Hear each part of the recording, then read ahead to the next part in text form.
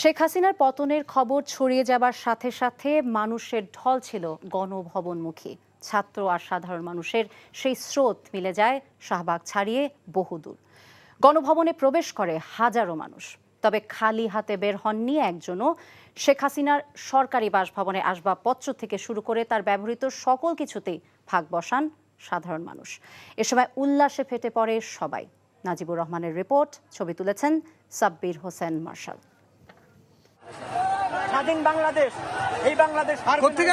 এমন চিত্র এর আগে দেখা গেছে শ্রীলঙ্কায়।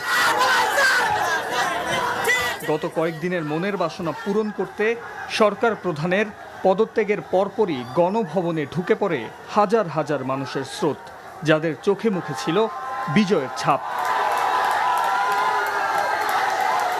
গণভবন থেকে বের হতেই কারো হাতে মুরগি, কারো মাথায় চেয়ার, কোলে তুলে নিয়েছেন ফ্যান। খাবার সামগ্রীও নিতে ভুল করেননি সাধারণ জনতা। শাহবাগের সেই গণস্রোত মিছিল নিয়ে একে একে প্রবেশ করে সরকার প্রধানের এই বাসভবনে।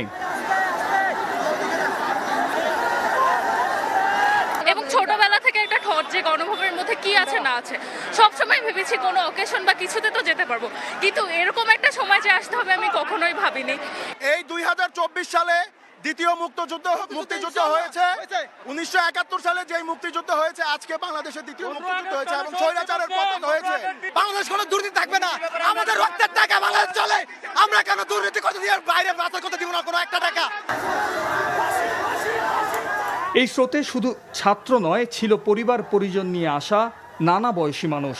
আশেপাশের এলাকা শুধু নয়, দূর দূরান্ত থেকে গণভবনমুখী হাজারো জনতা।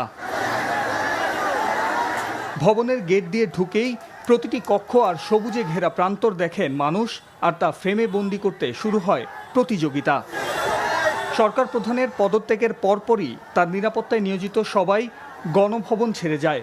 তার পরপরই কাঙ্ক্ষিত সেই বাসভবনে পা রাখেন ছাত্র জনতার বিশাল মিছিল। Najibur Rahman, NTV news, Dhaka.